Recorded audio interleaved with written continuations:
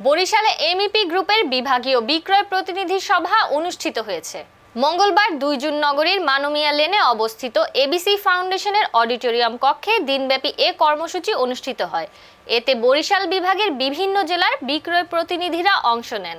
দেশের অন্যতম শিল্প প্রতিষ্ঠান এমইপি গ্রুপ তাদের পণ্যের প্রসার ও গ্রাহক সেবা আরও শক্তিশালী করতে পণ্যের বাজার সম্প্রসারণ, বিক্রয় কার্যক্রমকে আরও গতিশীল করা এবং বিক্রয় প্রতিনিধিদের দক্ষতা বৃদ্ধির লক্ষ্যে বিভাগের সব বিক্রয় প্রতিনিধিদের নিয়ে এ সভার আয়োজন করা হয়।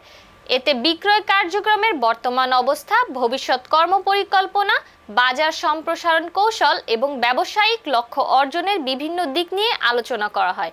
অনুষ্ঠানে প্রতিষ্ঠানটির এজিএম নিজামুল ইসলাম, ডিএসএম মাহমুদ হোসেন এবং টিএসএম রাসেল শরীফ উপস্থিত ছিলেন। এছাড়া ভোলা ও পটুয়াখালী জেলার কর্মকর্তারা সভায় অংশ নেন। আমাদের সকলের টার্গেট বেশি, আমরা সেই টার্গেট কোম্পানি সেই সাপোর্টের জন্য আমাদের একটা সুপার অফার দিয়েছে। এই সুপার অফার কোম্পানির ব্যাপক টাকা খরচ হয়েছে না।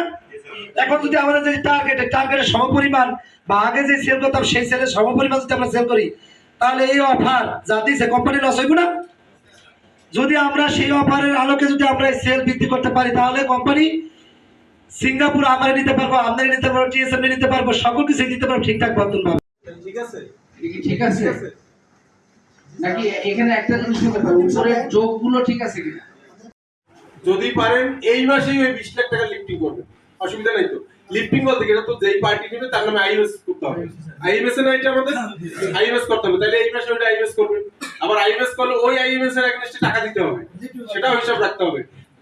ওর এগেইনস্টে লিফটিং করতে হবে। দেখেন এক মাস কম করছেন, এই বোঝা কিন্তু এখন এই রানিং মাস আর পরের মাসে আসবে। আমি এইটাই বলতে চাইছি। তাহলে ভোলায় ওইরকম আছে কয়টা? 2টা না 3টা? এই সেম হওয়ার কথা, কিন্তু কতদূর হয়েছে আমি জানি না।